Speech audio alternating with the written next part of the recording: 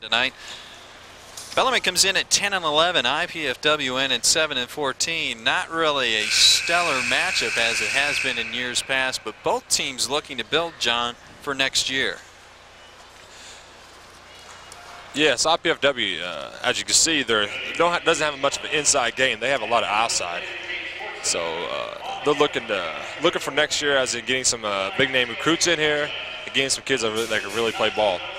Okay, we're going to throw it downstairs right now to Eric Agnew for the starting lineups.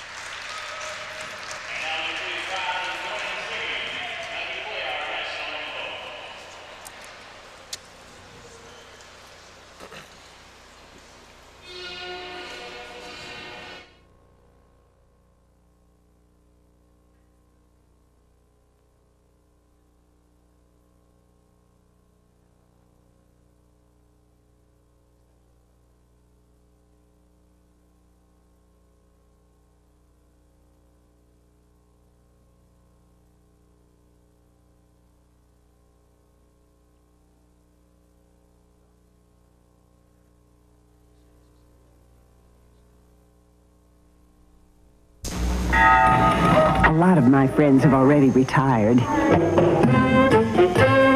But I wasn't ready for that. So I'm still teaching. This time in Belize, Central America. I decided to join the Peace Corps. I can. I love my kids. And the way I figure it, I have the rest of my life to play cards. Peace Corps, the toughest job you'll ever love. Isaiah Thomas, Kevin Costner, Mr. Wong. These are teachers, but to the kids they've reached, they're heroes. My hero? Mrs. Wooten. If I don't get through to that child, who knows, maybe no one else will. Teachers have the power to wake up young minds, to be heroes, to make a difference. Reach for that power. Teach. Find out how by calling 1-800-45-TEACH. Be a teacher. Be a hero. Welcome back to the Hilliard Gates Sports Center. Let's go down to the floor this time for sure and pick up Bellarmine's starting five.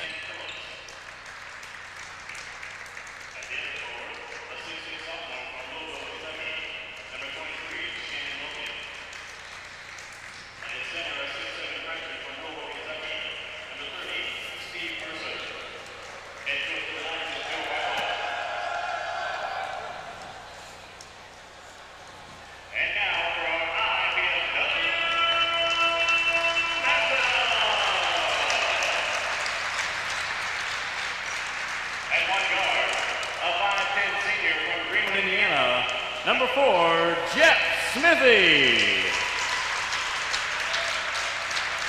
At the other guard, a 6'1" senior from Grand Rapids, Michigan, number 23, Scott Simmons. At forward, a 6'4" senior from Flint, Michigan, number 40, Lan Bullard. At the other forward, a 6'5" senior from Lanesville, Indiana, number 24, Shane Gibson. And at center, a 6'6" junior from El Paso, Texas, number 44, Jermaine Williams. Okay, set for action. If you missed the starting five for Bellarmine, the first two, Sean McGee is going to be at a guard position, number 10. Jeff Gayona, number 14, is also going to be at a guard position. Number 15 is Shannon Phillips. 23, Shannon Logan also getting the starting on. Steve Mercer, probably going to get some time in the low post. He's 6'7" freshman for Bellarmine. IPFW running them down one more time. Jeff Smithy, number 4. Scott Simmons, 23. Shane Gibson, 24. Lan Bullard, number 40, getting the start tonight. And Jermaine Williams going to be the man in the middle, number 44. Well, this is certainly a different looking team, John. This team has really evolved for IPFW as the year has progressed here. Yes, at the beginning of the year, they started out with Shane Gibson on the wing, and now they've moved him to a 4 position since he's just none of the other postmen on the team has really developed. So they're going through more of a quicker lineup and more of a senior-oriented lineup. One of the seniors coming through, Lan Bullard. Off the break, Simmons with the A.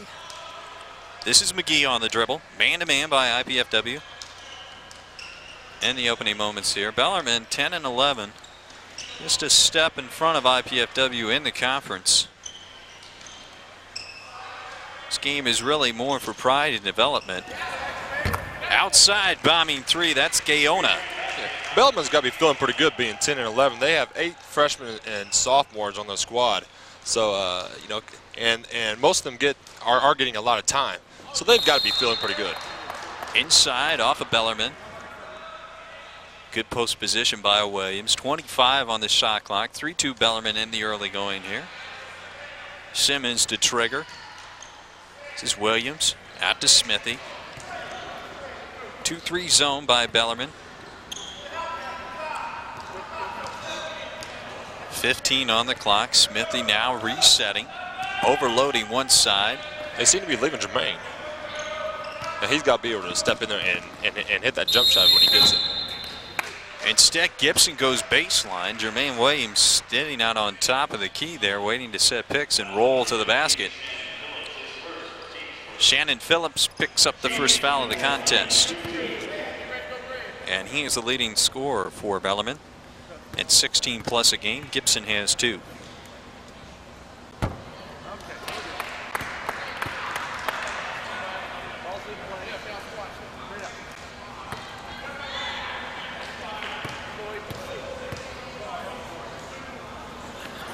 And he gets the second default, ties it up at 3.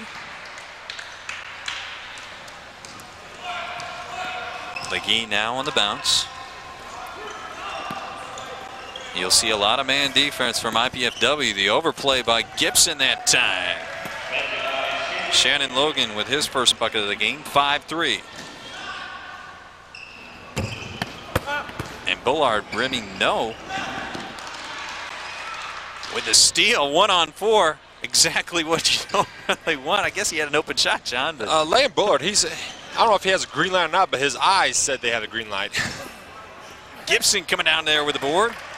And a chance for IPFW to tie or take the lead, and they go on the push. Bullard glassing no. Williams there for the board, back to Bullard. And he is having a tough time getting on track. Hit the first easy lay-in of the game. Jeff Jackson may be coming in. Bullard with the rip and the foul at the other end. Len Bullard is a gentleman who I've seen he could hit 5 or 6 jumpers in a row in that same situation, and then he'll turn around and he'll miss 5 or 6 jumpers like he just did there. I wouldn't be surprised if he came back out later on and nailed a couple 2 or 3 3-pointers. Well, they're going to need his scoring really from the outside. He can't mix it up on the inside, but he is deadly from behind the arc. That's correct. He picks up his first foul. As you see, with the exception to Bellarmine's 3-pointer, Bellarmine is taking it to the hole on IPFW. And when you have Shane Gibson in playing the post, he's probably 190 pounds or so, trying to bang in with guys that are 250 pounds. That just can't be done.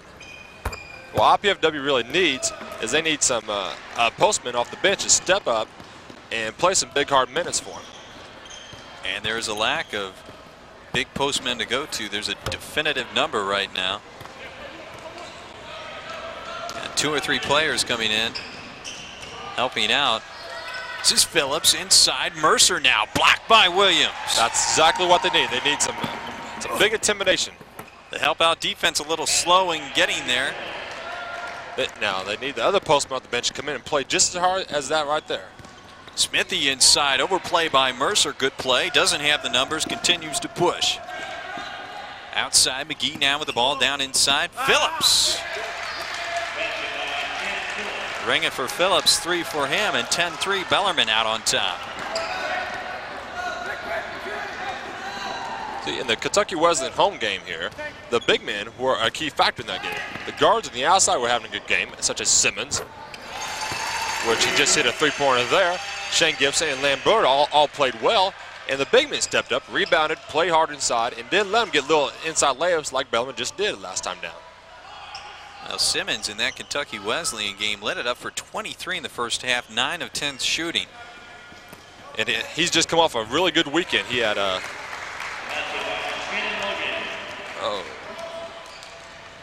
Logan with a bucket there. Simmons coming off a weekend which he had 23 against Southern Indiana and 28 at Kentucky Wesleyan. So he seemed to have found his mark. Williams against Mercer inside, gets the shot he likes, but can't get it to fall. Out of there with the board, Jeff Gayona. This is Mercer. Now, all season long, IPFW has had a tendency when they miss a layup like that, they'll quit going to it. What Jermaine needs to do right now is just stick with it and keep going to the hole. He's a strong kid, and they're eventually going to start falling, or he's going to get fouled. And if you haven't guessed it already, John Honstrader, if you don't remember, John's a pretty tall guy himself, 6'6", so he's going to be talking about the post play all night. Exactly. I know the post play. He doesn't like to see it when the big man gets the shot down there and can't put it away. Exactly. 12-6 the count here, just 4 minutes into this contest. Blocked by Williams, second of the game. That's exactly what he needs to do. That's 2 in a row. Now Bellarmine's going to start thinking about coming in the lane. Has 2 big blocks that he's had, and if he keeps up the intensity and keeps up the hustle, he's going to have a heck of a night. Team fouls in one apiece. Gayona from the outside, no good. Smithy rebounding. Looking to push. Tough pass inside to Jackson, ripped out of there by Gayona. Jeff must have saw a hole that no one else saw. I'll let that one go. You can get away saying that. I know Jeff. He's a great kid. And, well, should I say, he's a great young man. Logan, however, with a 6th point of the night for him, pushes the lead back out to 8, 14-6. Bellarmine off and running. Yeah, when I was a sophomore, Jeff was a freshman, so I got the liberty of making some cracks on Jeff. I know he's going to get a kick out of it too when he hears about it. This is Jeff Jackson, a freshman, in trouble. Out to Simmons, out high, 15 on the clock. Bellarmine in the man defense. Switching from 2-3. And IPFW will retain possession. 2 substitutions coming in. Russ Marcinek, number 21, Lamb Bullard in. And first look at Casey Runyon. Casey hasn't come along quite as much as the coaching staff would have liked, or as much as anyone here at IPFW would have liked. He's been kind of struggling a little bit, haven't been getting much time. Hopefully he can come in tonight and give some good hard minutes and get some positive things done. Well, there he is, 15, looking and hitting. It's always a good sign. Right when you come off the bench, you come in, and if you hit a jumper or if you make a layup, right when you score, that's a great feeling because that can set the tone for the rest of the game for you. 14-8, Runyon, the 6'7" sophomore with the bucket. Gayona facing the double team down at the other end. Logan with the inside turnaround, doesn't go. Runyon out of there with the board. And Marcinek up ahead to Gibson, looking to push IPFW whenever they have the chance. This is Runyon outside, Bullard. Bullard starting off tough, hit the first shot, then has missed his next 3.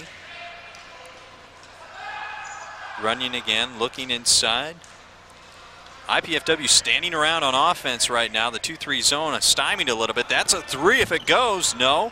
Bullard with the reach around. That is foul number 2 on Lamb Bullard. Team foul number 2 as well.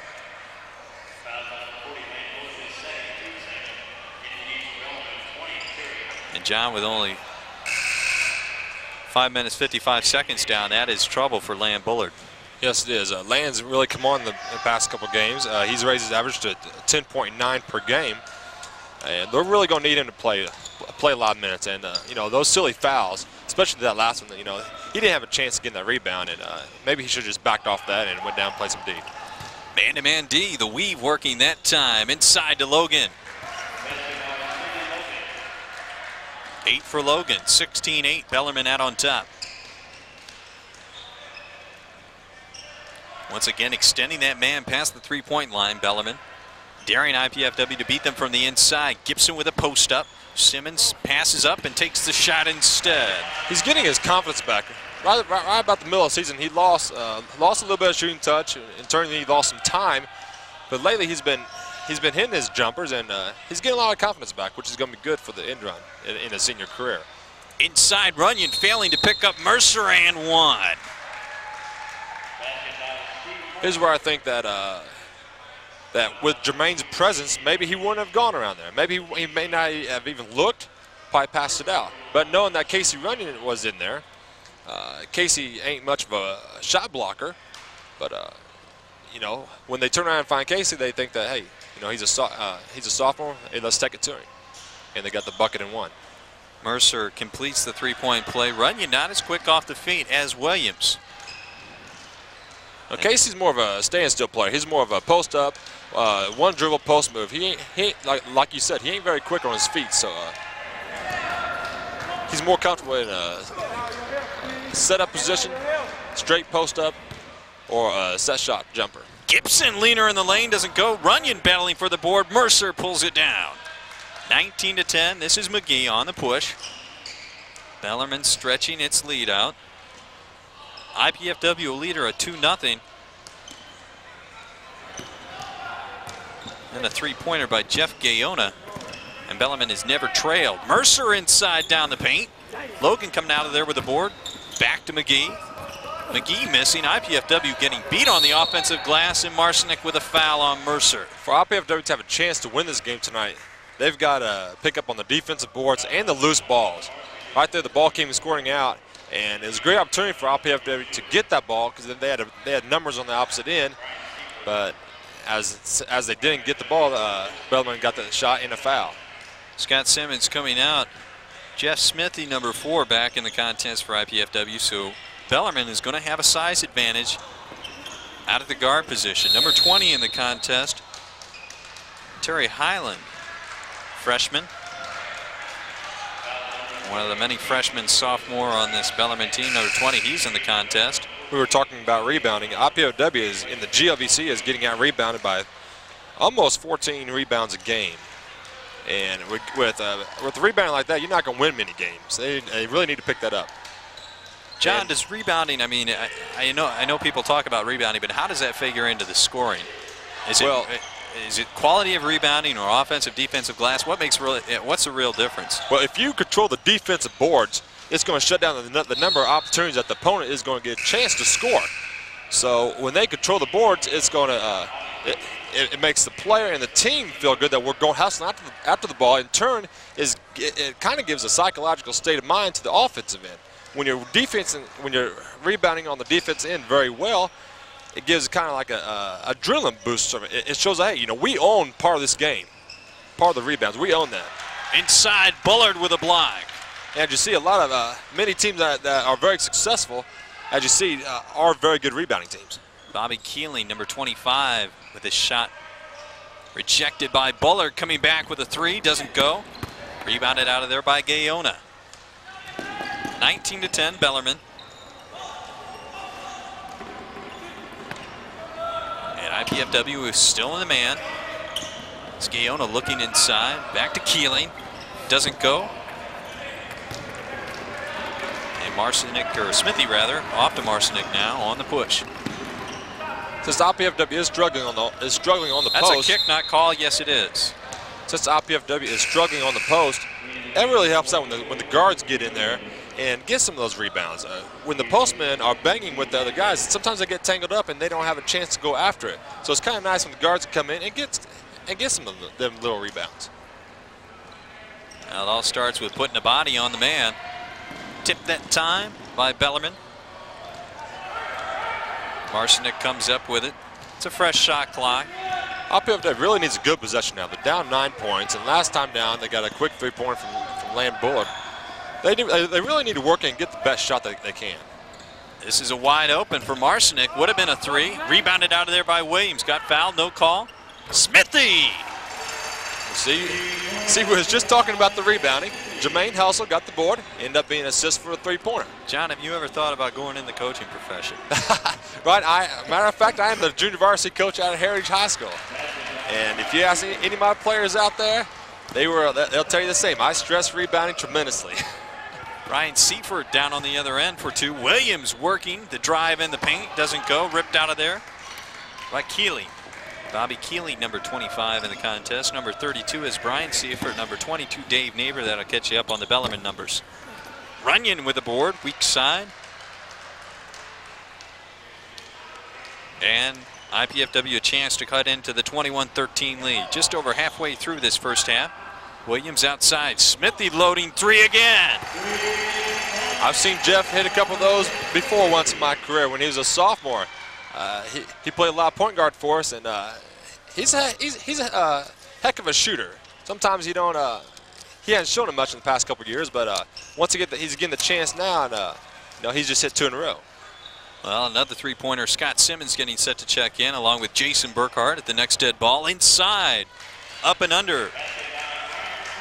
Bellarmine is taking advantage of the weakness by IPFW, which is the post, and they just keep going to the post until we need to get Jermaine, well, Jermaine's in there, but we need to get some more size in there to really battle and really shut down the post situation for Bellarmine. Well, Jason Burkhart, 6'7" freshman, getting set to check in. Got steps there, yes indeed. Seifert travels with the ball. Now here's a crucial part of the game, I think. You know, with 8:54 to go, IPFW is down 5 now. You know, they just got a traveling guard. Now they got a situation they can come down and get the lead either 2 or 3. You know, here's a great opportunity for them. Now they got to be very patient and get the best shot they can. And with Smitty hitting 2 in a row, Smitty might be the best look for him at this point. Gaona is on Smithy. This is Simmons from the outside. 3 players setting out behind the arc. Smithy on the dribble. Williams with a follow. First bucket for Williams of the night. That cuts it down to 3. 23-20. Bellarmine a leader now. If he keeps that hustle up, Bellarmine's going to be in for a long night. This is Seifert. He is not shy about putting the rock up. 6 for Seifert. And he's getting a look and a touch every time down the court. 25-20. Bellarmine, 5-point leader right now. This is Smithy looking inside. Burkhart posting. Smithy doesn't like the spacing. A little too tight. Simmons, rather, not Smithy. Simmons. A last touch by IPFW. No, they're changing it. That's a little untouchables there. Jermaine, you know, it may not look pretty, and it probably was a foul, but wasn't called. But, you know, his keeping the ball alive, hey, gave IPFW the ball. The other postmen on the squad need to give the same effort that Jermaine has. And a turnover by Burkhart. Pulled the pivot. We were talking about Jermaine and the great job he's doing on the offensive rebounds. He's only coming into the game averaging 3 rebounds a game per GLVC contest. You know, I know he has probably 3 offensive rebounds tonight. I don't know how many defensive rebounds he has, but he's doing a heck of a job. Burkhart misses the assignment, and Williams cleans up the garbage. You like those. You really do. They had an easy bunny there, and that counts. Top of the board is good.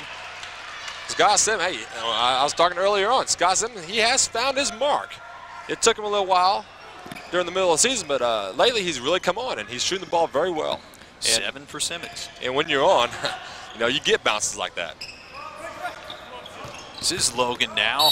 Baseline, and he touches it. Scratch that. That was Phillips, rather. Shannon Phillips, number 15. Shane Gibson back in the contest. IPFW going with a little taller lineup now. Have not seen Scott Fonestock in the game, number 24 IPFW. Fonestock averages just over 10 points a game at 10-6. Haven't seen him yet. This is Gibson. That's what he needs. Shane really needs to get it going. He hadn't done much here during this game, but in the past couple, 3-4 games, he's really poured it on, playing very well. That's what he needs. He needs a tough bucket like that right there to get him going tonight. Outside, this is Seifert again. 3 misses, rebounded out of there by Smithy. Chance for IPFW to take the lead. Smithy coast to coast. Williams with a follow. It was an excellent hustle. Williams at the time was the last person down the court, but he saw that Smitty was going to the bucket. And under pressure, there's a great chance for him to miss it, and hey, Williams just hustled in and got the board. And Williams almost coming up with a block after Smithy beat on the dribble by Gaona. Gaona has 5 now. And Bellarmine back in the lead by 1, 27-26. For Shane Gibson, this is almost kind of like a homecoming for him. He's from the Bellarmine area in Lanesville, Indiana, just across the river. Ring it for Simmons, 10 for him, second 3 of the night. Right now, IPFW needs to get a defensive stop here. With 5:52 remaining, they really need to get a stop. Seifert on the drive, and since he has come in, he has been aggressive about going to the hole and putting it up on the rim. Burkhart picks up his second. He seems to be a lot quicker than Burkhart, so he knew that he could beat him on the dribble. Burkhart. Well, that's Burkhart's first, rather. Team foul number 5, lob inside Mercer, and Williams picks up the body. That's the first on Williams, team foul number 6. In that situation, he needs to get solid position there and hold his position. He doesn't need any silly fouls like that. He's been playing so well. We don't want him on the bench with foul trouble. Mercer hits the first, has another.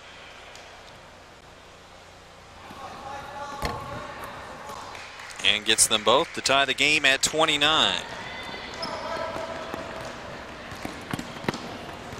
To Smithy now, man-to-man by Bellarmine. Showed a 2-3 early, but IPFW has been stroking the 3. Smithy on the reset, 20 to go. And that time a hold on Phillips, trying to deny Gibson the pop-out. Second on Phillips. Only the team, third team foul, rather, for Bellarmine. 5:27 to go. That's going to hurt. Phillips is the leading scorer at 16-3 a game, and now with him with 2 fouls with 5 minutes to go in the first half, it gives IPFW a little advantage here. You know, they got the leading scorer out. And Mercer with the steal, and good rip that time by Simmons, going to make him earn him from the foul line. Now that time Burkhart failed to come to the ball. Yeah, and by that, the Bellarmine player was going down and it looked like he was getting ready to set for a dunk, and he forgot about the IPFW player coming behind him, Scott Simmons. He hustled down, and that was a really good foul. That was his first foul, and like you said, we got to make him earn from the free throw line. If he gets 2, fine, because he was going to get 2 off the dunk anyway. You know, we'll go for the chance of him missing. Well, I have to look at his numbers. He is 4 of 4 from the free throw line in the first half. Make it 5 of 5. The jinx doesn't go. Mercer with 7 on the night, and it's a 2-point lead for Bellarmine, 31-29. This is Gibson now looking inside. Williams double down, almost triple teamed. Gibson for 3. And Burkhart pulls down the air. Smithy high over, and he misses. Dave Neighbor, number 22, pulling down the board for Bellarmine. Inside walk on Neighbor. Time the turnover really on Gayona. Neighbor didn't have much room to operate. Had to take steps.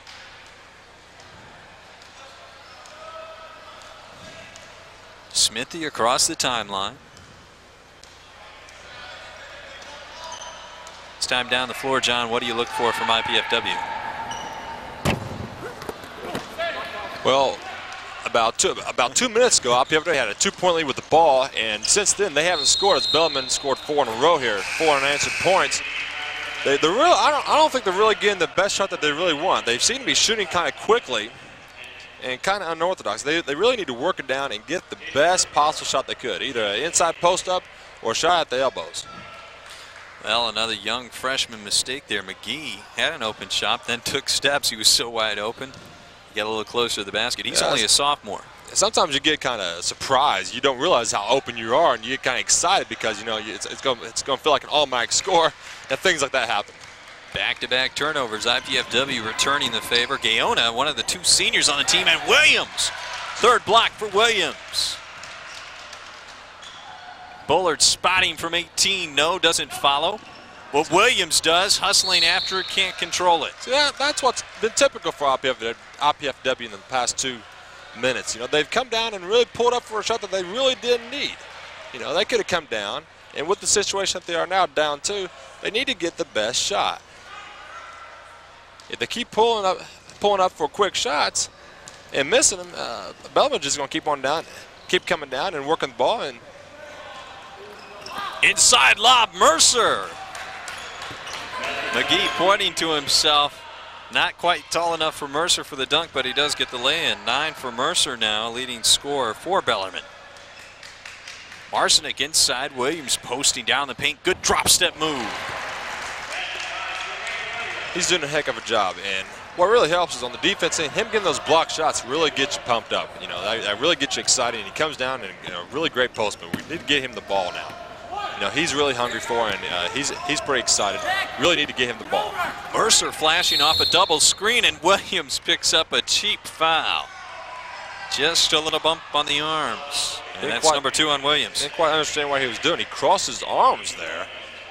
I don't know if he was looking not to foul or he was just trying to hold his position. That is the 8th team foul on IPFW. Mercer, 5 of 5 from the line, has a chance to build and does.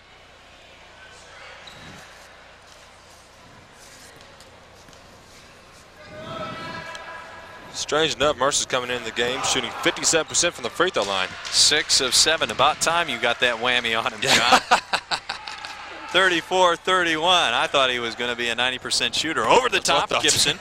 He sure showed it, didn't he? Now we need to get down to Jermaine. He's had 2 good post-up moves. We really need to get down to him. One-on-one. Williams in there fighting for the board. He's getting away with it a little bit. He's banging in there awfully good. Up ahead, Williams cleaning up the board. The trailer, Mercer wanted a foul. Quickly back the other way. 2:47. That's a 3. Yes, by Gibson. Well, they only gave him 2. Must set his toes on the line. Said earlier, Shane and Scott Simmons both have been playing very well lately. Shane last weekend had 25 points against Wesleyan and 12 against Southern Indiana. So he's really been pouring on lately. He leads the team in scoring at 14-5 a game. Big board by Mercer, then drives around the lane and picks up the touch foul. Williams with the love tap with the right hand. And the sad fact of it was Fonestock was going to come on from Williams at the next dead ball because he was really exerting himself, but Williams picks up his 3rd before he can get out. That really hurts because hopefully he'll come out in the second half and keep up the hustle. A lot of times guys come out with 3 fouls in the first half, and they're kind of tentative because they don't want that quick 4th. We hope that he comes out and plays just as hard. Well, Mercer if he does, IPFW has a great opportunity, a great chance at this ball game. 13 for Mercer, 7 from the foul line, and it's a 4-point lead courtesy of that 3-point play. 37-33. Fonestock just into the game, misses, almost picks up the foul. Dave Neighbor out of there with the board. Just 2 minutes to go. I don't know about you, but that may have not been the ideal shot we was looking for. Fonestock fresh off the bench, kind of cold. I don't think we were looking for him for the shot. Fonestock with the help. McGee driving. Do we have over the back? Wipe it off. Indeed, that shot is no good. Logan going to pick up the foul instead. But that's Logan's first, and that is only team foul number 4 on Bellarmine.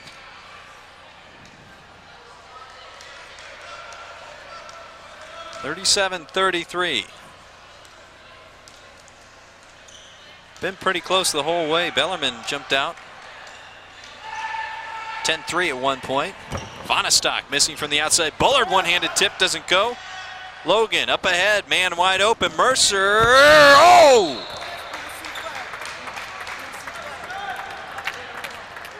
Took a little long to get to the rim that time. Gave Fonestock a chance to catch up. It was 2 straight situations that Fonestock has shot jumpers, and Mercer has flown at him. In turn, when the shots missed, Mercer is already 3/4 of the court, way down the court. Again, I don't think that we was looking for Fonestock to pop a 3 with IPFW down 4 at the minute 21 to go in the game. And John, I really like that. Since you mentioned he was 57% from the line, he's starting to feel that touch coming back. Yeah, we need that. You know, he's had a pretty good first half, but we need him. IPFW needs a couple misses on there. Yeah, he hit his quota in the first half for sure. He's got about 7 or 8 more to miss, and boy, Marshnick got away with one there. He dribbled right into the teeth of the Bellarmine defense. And a double dribble called on McGee for the bailout. Yeah, fresh new shot clock. IPFW has a chance now to get a good possession, a good shot, and they're in a great position for the second half. You know, they could go down 2 or maybe even tie the game. Absolutely, a 2-for-1 in store here. 35, new clock, 1:13 left on the big one. Jeff Jackson just into the contest. Smithy has a seat. Inside lob to Gibson. Mercer with the block. Still 27 on the clock. Buller wide open. Why not? Maybe that's why McGee pulls down the board. And now they're in position for a 2-for-1.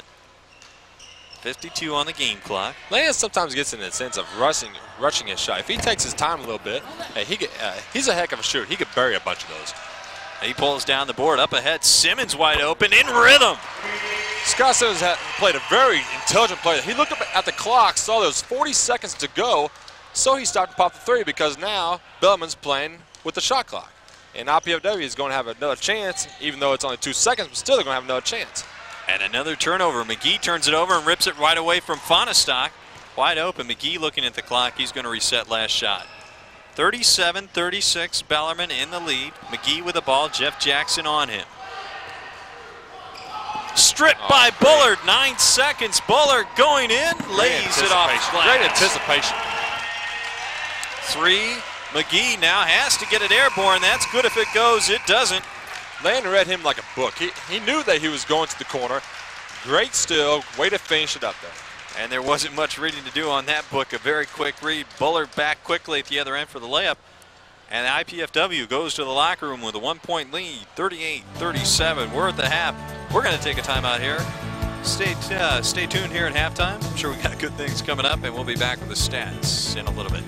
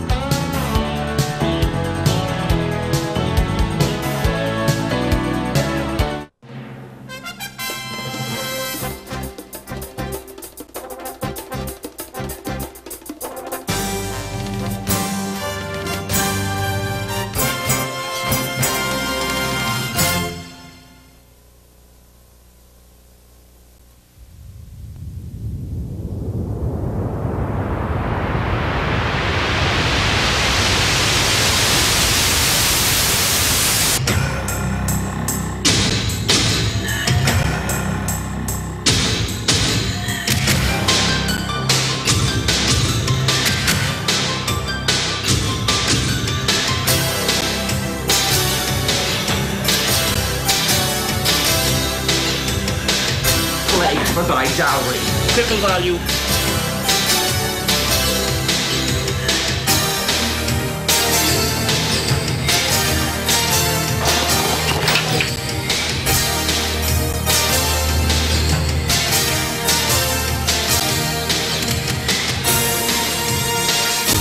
I've really enjoyed it. Quality education. Courses are challenging.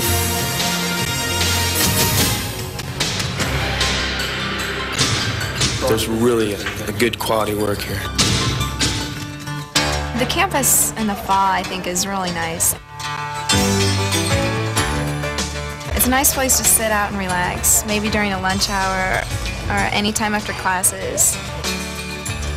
There's a lot here that IPFW has to offer.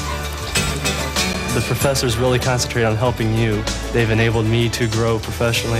If you're going to go in Indiana, this would be the place to go, and people just don't realize that because they think it's hometown.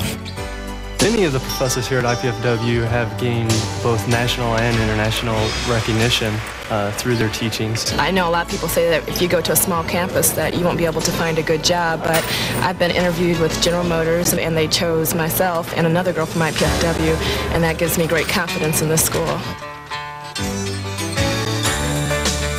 Yes. Welcome to the weather report. Skies are going to be clear. The temps are going to be nice. Let's take a look at tomorrow. We can see how the system moves. We are very fortunate at IPFW to have a music therapy program. We have a career service area that finds employment for students, sometimes career-related while they're in school and after they graduate and after they become alumni. We have multicultural services, special services for African-American students, for Hispanic students. We have a Women and Returning Adult Center for our large returning adult student population. So basically, I know everybody in this lounge. I could say Chinese, Japanese, Korean. The Office of Multicultural Services provides personal counseling, academic counseling, and also cultural heritage programs primarily geared for African American students and Hispanic students, and also any other student on the IPFW campus who would like to take advantage of our services.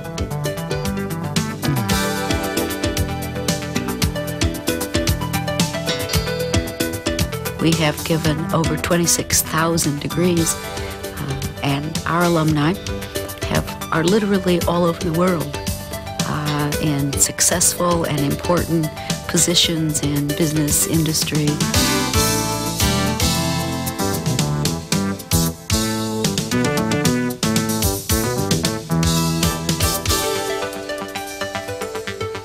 Oh, good question. For example, and these two go together. Now think about that argument, especially from our perspective today with our concern with the environment. Which is better? We had some kind of patent infringement case. We thought somebody was infringing upon our patent. Temperature stagnation, temperature corresponding to pickle value, you would determine the stagnation properties. In other words, what you are going to do, you are going to pretend that you decelerated the flow from whatever it was to this point.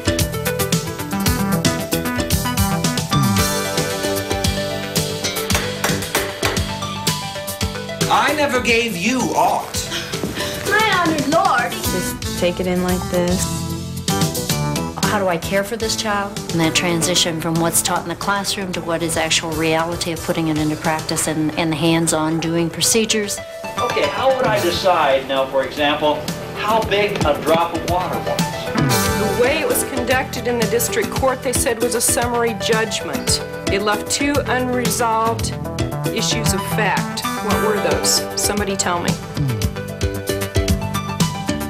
The Honors Program offers courses for talented and motivated students who graduate in the upper 10% of their high school classes and have above average SAT scores. These are small enrollment classes taught by selected faculty members. I had a favorite professor that was very knowledgeable. I know he knew a lot about his field, and it really helped me to understand through personal stories he had. We try to know as many students as we possibly can by their first name and really develop long-term relationships over the 4 years that they are here and even beyond.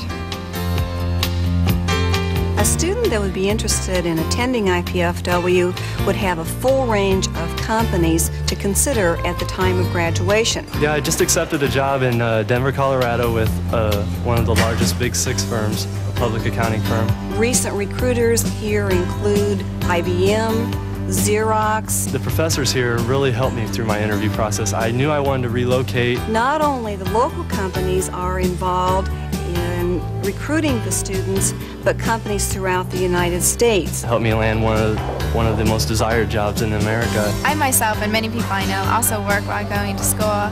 Over 90% of our students are employed.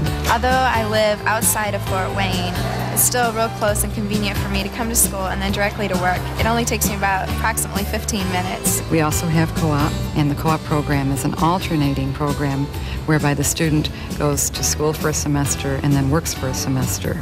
But the marvelous thing about it is that you are 80% guaranteed of employment upon graduation. The Financial Aid Office assists students and their families in securing financial assistance to attend college. Financial aid is available in the form of grants, scholarships, educational loans, and employment.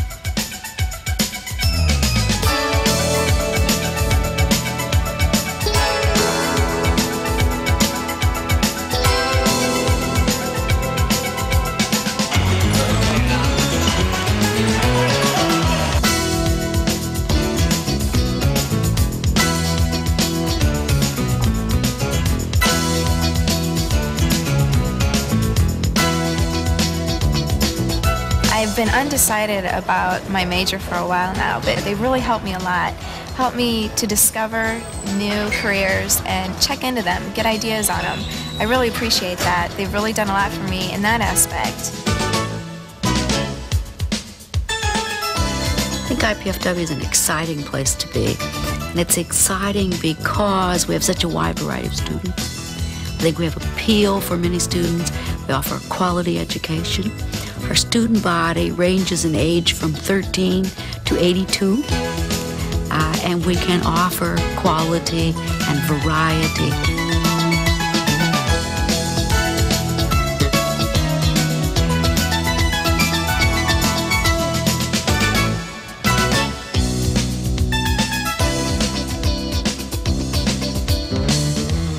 The possibilities are endless. The opportunities are here for you. Won't you come and look at the opportunities and explore the possibilities and become a part of Indiana Purdue at Fort Wayne?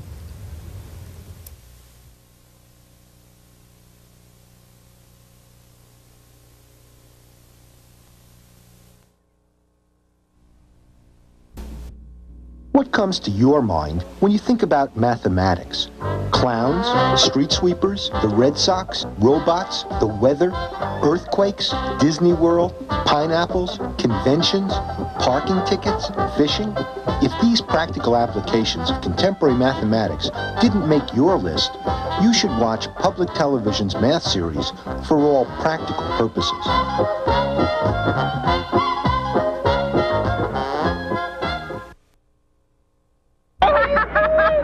You made it! Hey, I couldn't have gotten through physics without you. Yeah, well, you're on your own at college. It's not fair.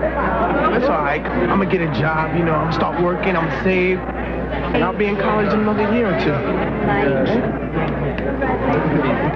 So, what do you have planned, Mike? I think I'm going to go home and make a sandwich. Okay. Support the United Negro College Fund. A mind is a terrible thing to waste.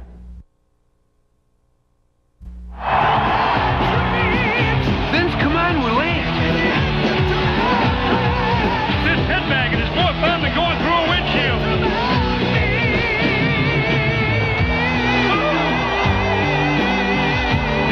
Good night from Iron Maiden. Drive home safe. Remember to strap yourselves in with your safety belts. You don't want to end up like Eddie. Belt up. Don't be a dummy. Time for a little math test. What's the common denominator of the following situations?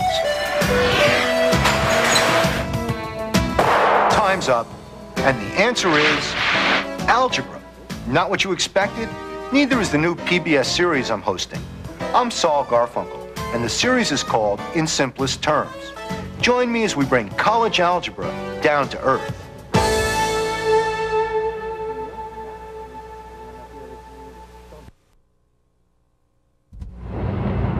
After dating the guy forever, you think I could tell him anything. Why is this so hard? I'm really scared. It takes a lot of guts to tell someone he's too drunk to drive. But you can do it. Just say it. Because if you don't, there may be nothing left to say. Kevin, I'm gonna drive. Take the keys, call a cab, take a stand. Friends don't let friends drive drunk.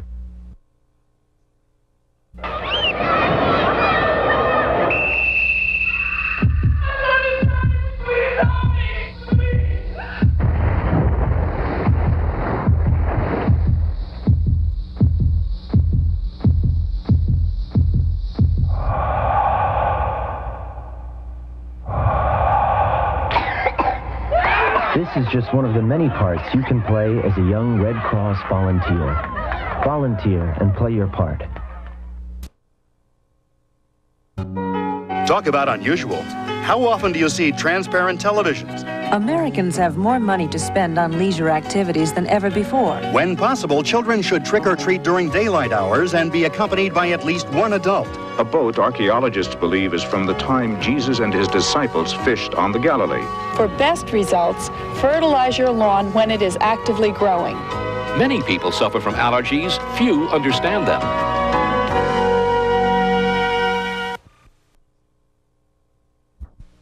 Ma'am, excuse me. Could you help me, please? Sir, could you help me, please? My little girl, she needs blood. Could you help me? I'm sorry. Somebody, please. My daughter, she needs blood. Could you please help? Somebody help me. Imagine if you had to ask for blood to save the life of someone you love. Next time the American Red Cross asks, give blood, please. This is the increasingly competitive world we live in, and this is the country we want ahead of the competition. These are the people we'll be depending on to keep this country ahead of the competition. These are the colleges and universities we're relying on for the the people we're depending on to keep this country ahead of the competition. So if you want America to stay #1 in the world, do something about it. Give to the college of your choice.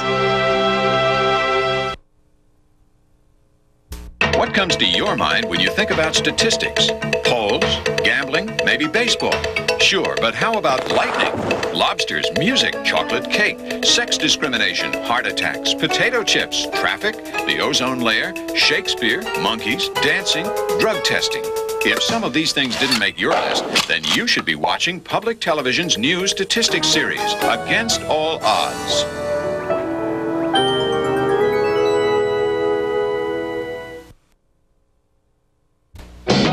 Wake up all the teachers, time to teach a new way.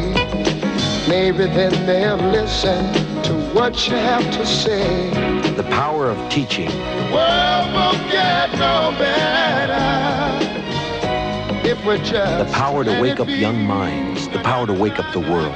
Teachers have that power. Reach for the power. Teach. I'm Edward James Olmos, and we're recruiting new teachers. Call 1-800-45-TEACH. Welcome back to the Harrogate Sports Center. IPFW at 38-37 leader over Bellarmine.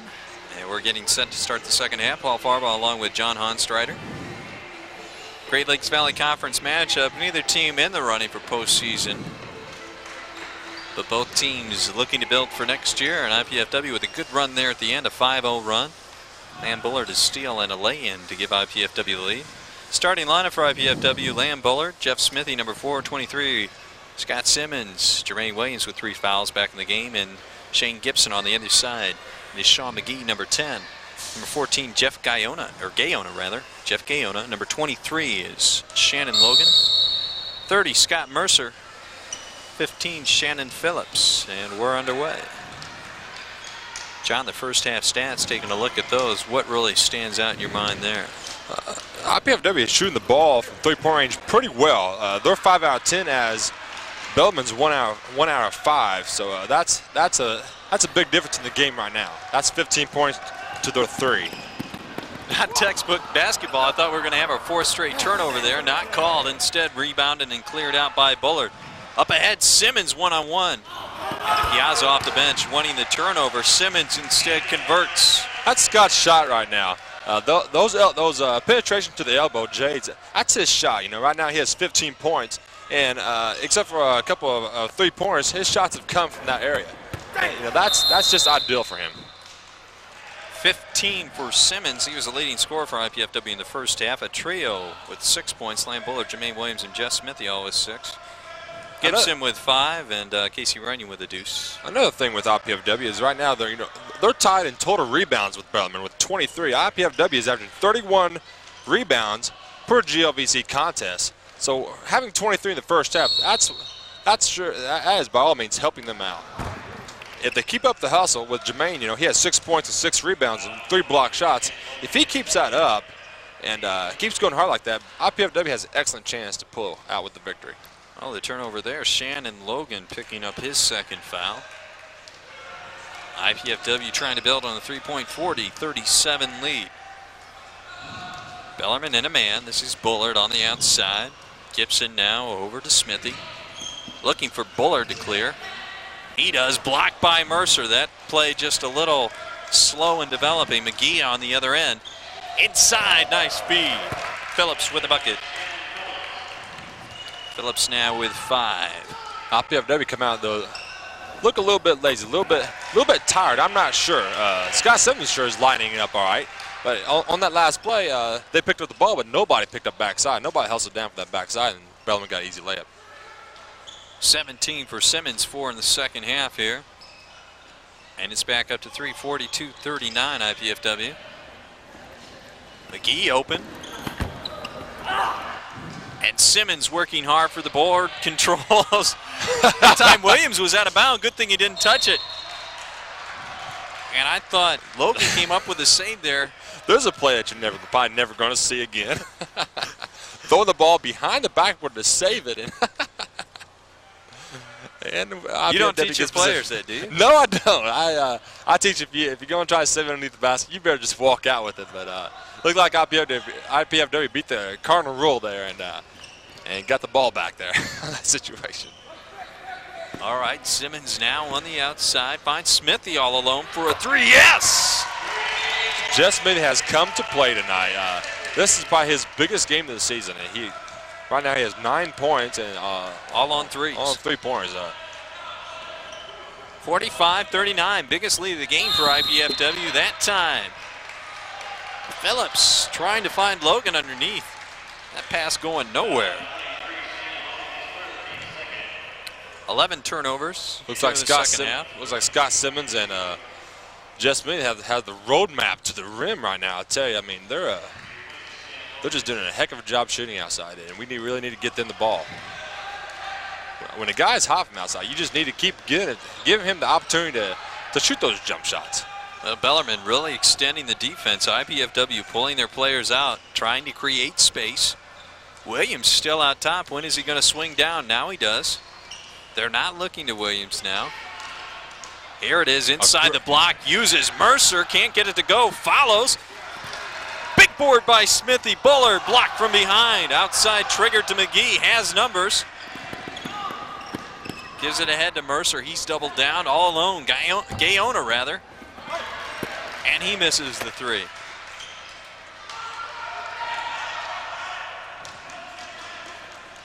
And Bullard out of control. And it's coming back the other way. Bullard with a foul. Atlanta's a little bit off right now. He's come out and his jumpers that he has taken have been off balance. His shots have been blocked, I believe, 3 times. And he's just not in sync. He needs to slow down a little bit, keep his balance, and get some good shots. That's what IPFW really needs right now. Ryan Seifert in the game missed the shot. Mercer and Bullard battling for the board. And last touch on Bullard. Seifert and Gayona are the only seniors on this Bellarmine team. We've seen Seifert in the first half. Once he gets in the ball game, the ball is not going to come out of his hands. Phillips on the end line, another turnover, third in the second half, 12 overall for Bellarmine. IPFW with a 6-point lead now cannot abandon the defensive rebounding job that they did in the first half. They really need to hit the board target. Right there in that situation, Bellarmine got 3 shots on goal, and IPFW really needs to pick up the defensive rebound if they're going to have a chance to stay with this game. Well, it's been a 12-3 run for IPFW. Simmons in trouble down the lane, knew he had to get rid of it, and turns it over. Gayona ahead, Phillips with a finish. 12 turnovers for IPFW. Simmons quickly ahead, in trouble again, dishes off to Williams, and he's fouled. That's something that from the beginning of the season I've seen Jermaine really improve upon, is looking for the pass from the guards. Earlier on the season, a pass like while Scott Simmons just gave him a little dish there, Jermaine would have completely missed it, probably kicked it off his leg, and the Bellarmine would have been going back the other way. But he's really concentrated. And when you got guys like Simmons, Jeff Smithy, and Russ Marcinek, you know, those short guys out there, and when you're 6'6", 6'7", if you're not looking for the ball, sometimes they can whip that ball in there, and you may never see it. So he's done a heck of a job concentrating on it and really catching the ball. Williams gets the first, has another. Has 10 seconds to get that shot off. He takes about all 9.5 of them, doesn't he? Rebounded out of there, Brian Seifert. 5-point lead, IPFW. Back the other way. Phillips. 2 consecutive buckets for Phillips. I really don't think IPFW can afford to trade baskets with Bellarmine. I think that they need to get settled down, and you know, after they get a good possession offense, they need to come down and get some defensive stops. Build a little lead here. Bullard on the rotation, got hung in the air. Smithy faking the 3. That's a 2 if it goes. And he's fouled by Mercer.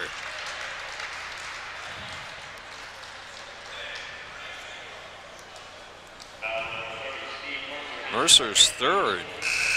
And team foul number 4 on Bellarmine. Substitution now, Brad Greenwell. We've seen a little bit of him in the first half. Number 20, he's back in the game. Sean McGee is coming out.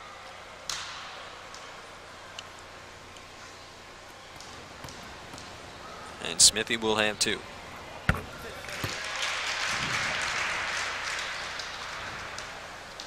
Jess Smithy is an excellent free throw shooter, shooting 77%.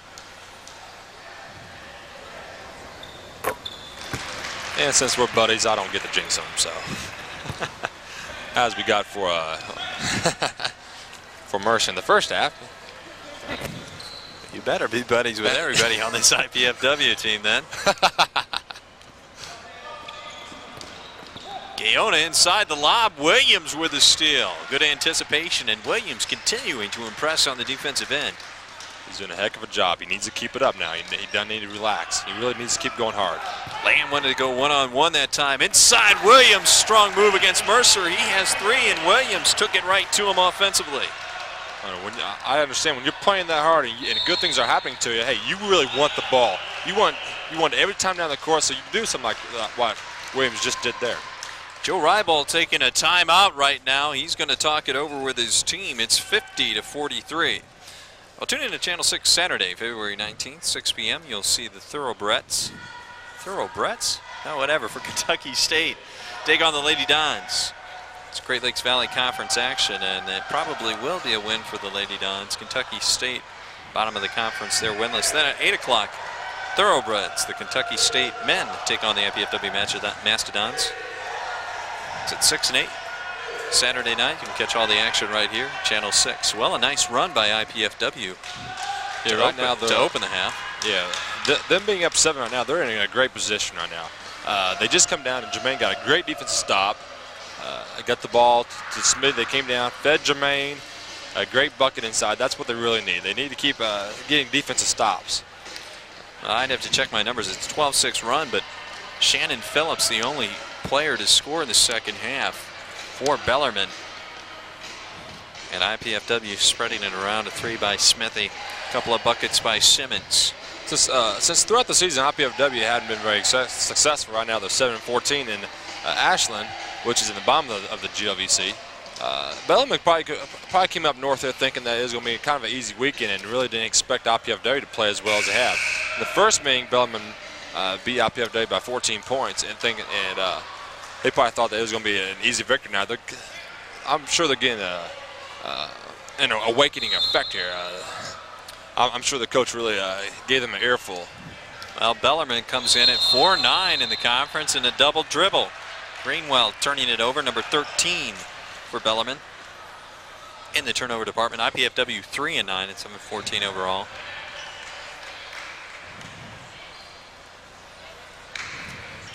Those are the kind of turnovers that you really hate to see. I mean, no defensive pressure was on him, and he just made a very mental mistake. And, well, those are the kind that you really don't like to see.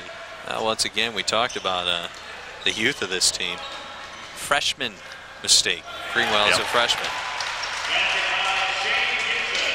Gibson with a bucket, and Williams coming down shaking his right hand. Did not see what happened for Williams down at that end and beating him off the drive. Phillips, the only man getting anything done offensively for Bellarmine. 8 points in the second half. Closes it back to 7. IPFW 52-45. Now Phillips is a proven scorer. We don't need him to get start getting some easy buckets there. We don't need him to start getting on a roll. Well, he sat on the bench early with 2 fouls. He comes in leading scorer with 16. Mercer throws Gibson. And Phillips looking to push. Bullard trying to stop. To Seaford outside Greenwell. Gaona inside, right around Bullard. Phillips starting to heat up, throwing the ball to Williams. Williams throws it right back at him. Not going to have a warning there. Yeah, what's Phillips trying to say there? I don't know. A lot of times players let their emotions get to them, and when you make a bucket, the ball lands in your hands. Sometimes you get kind of emotional and kind of want to show up a little bit, talk a little trash, and we really don't need that out here. Now the 6'3" junior Shannon Phillips feeling that he could take Bullard anytime he wants off the dribble. Lob inside. Good defense.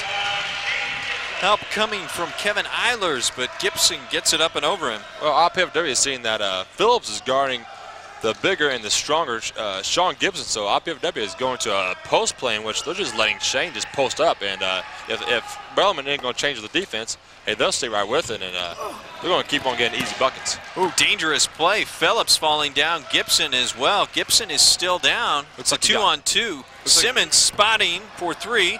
Williams out of there with a board. And the force inside, lucky not to get a foul. Ping pong game, Gaona rather, up to Phillips, and he converts.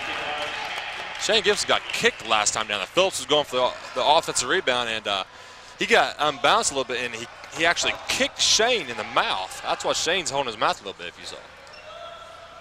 Also perhaps trying to work the officials for a foul. It's a 5-point game, 54-49. Williams inside the overplay. Mercer, number 4 on him. That's what we like to see. He had a big first half, and we need to get him to sit the bench for a little while. So IPFW can manipulate the inside position. Scratch that. That is only the 3rd foul on Mercer. Still a little late getting around. Williams put the butt on the thighs that time. Nice position. Williams is going to get a rest. And Casey Runyon, number 42 in the game. So that is Mercer's 3rd foul, not his 4th. And Gibson is going to have to change the jersey. He does indeed have a bloody lip.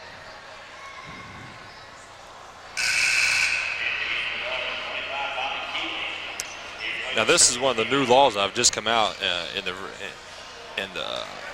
a year ago, last summer, in which if any blood is on a player's uniform, he must immediately he must immediately come out of the game, and the blood must immediately come off. Now Shane Gibson is trying to change jerseys and get back in the game. Once he comes out, he has to sit out. That's correct. Once the blood has to be either cleaned out and completely off, or he has to change jerseys, and by doing that, he must come out of the game for a fraction of playing time. Well, Jason Burkhart, number 54, is in his stead. Simmons rather, ripped by McGee. It is another turnover. With the 5-point lead, IPFW really needed to get a good possession there. It looked like it was just a good defensive play by the Bellarmine defender, and it went off Simmons. 5-point game. 54-49, 11:40 to go in the second half.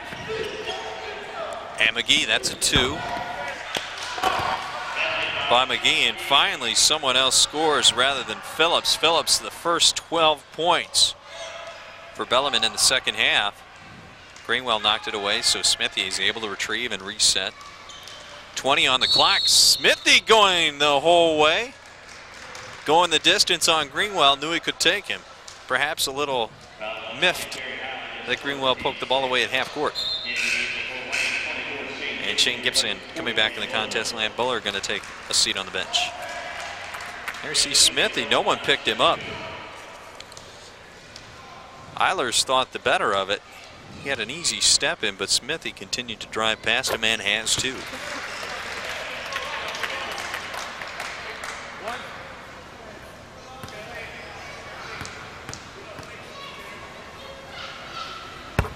Smithy hits them both, and it's back to a 5-point lead, 56-51. This is Phillips on the bounce.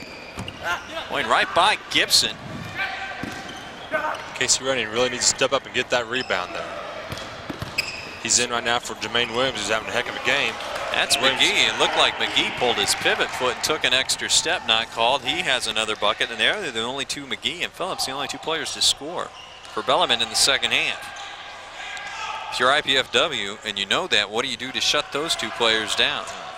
They really need to pick it up on the defense, and they cannot let Bellarmine penetrate in for 10-foot jumpers. Bellarmine is really athletic, and they really need to close that off, because Bellarmine just jump over our slower IPFW players. Runyon misses, cleared by Keeling. Back the other end, McGee finds Phillips. Phillips misses. McGee there for the board, though. That's 3 straight offensive rebounds Bellarmine has gotten. IPFW really needs to pull up the jocks and start getting some rebounds. Well, a mismatch right there. Burkhart still on Phillips, and now Smithy switches to him. McGee blows by, and a poor switch that time. Burkhart was guarding Phillips. Smithy tried to switch. The communication bad on their part. There's a big freshman, you know. Burkhart's a freshman, and he has no business being out on a guy. You know, his size, he's what, 250, 220 pounds. He has no business being out on a guy like Phillips. So when Smithy and Burkhart try to switch men, so Smitty could get back on Phillips. He just drove the lane and took advantage of the not so smart play by IPFW. And McGee, 5th point in the second half. But as you've seen, Bellarmine has gotten a lot of points off the offensive rebounds in the second half. They really need to start hitting the boards. And as you speak, rebounded out of there twice. This is Keeling with a putback. There's 6 offensive rebounds there, and I'm sure they are adding up to Bellarmine points, obviously.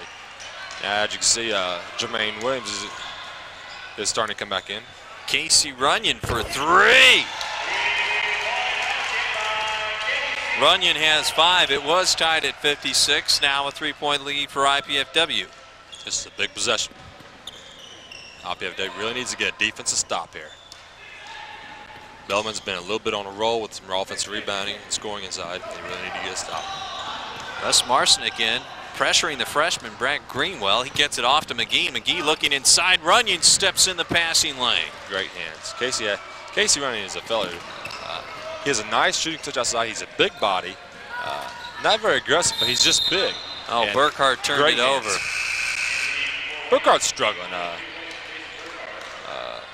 He's been starting a lot for our IPFW, and he just hasn't been able to find any kind of scoring inside, or I don't know if he's having it just happened to be a bad day or what. But we really need hit for him to pick it up.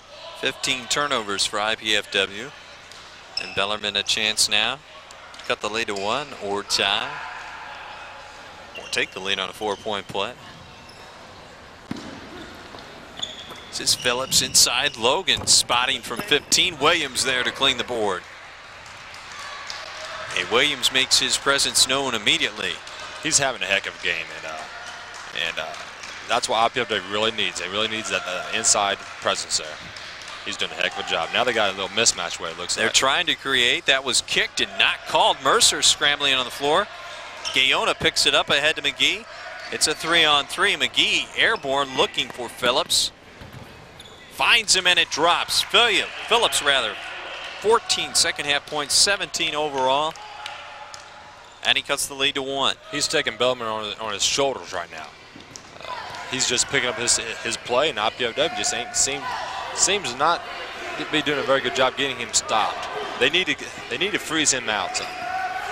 For him to be successful, he needs to start missing jumpers, and he needs some tight defense on him. Williams posting. They're looking for him. Down the lane, the cutter. Gibson couldn't get it to drop, but he has 2 coming. As you see Shane, he's pretty frustrated. He's pretty upset right now. You know, there was a bump there, but it wasn't a very hard foul. And it was after, and Shane got the shot off after he was bumped. And when you miss those shots, that you just get so disappointed.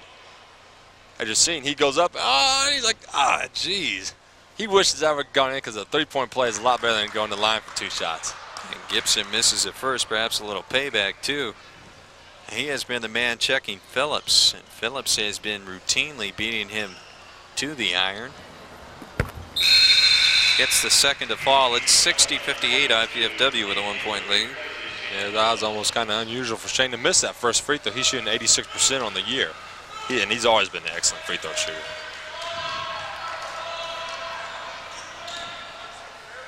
Phillips out of the contest now. He has 3 fouls, so he's going to get a little break at the 8-minute mark. Gayona lighting up from 3-point range. He has 2 threes, 8 points overall, and it's a 1-point Bellarmine lead. 61-60, and Williams is going to pick up the foul. He pushed off on Mercer.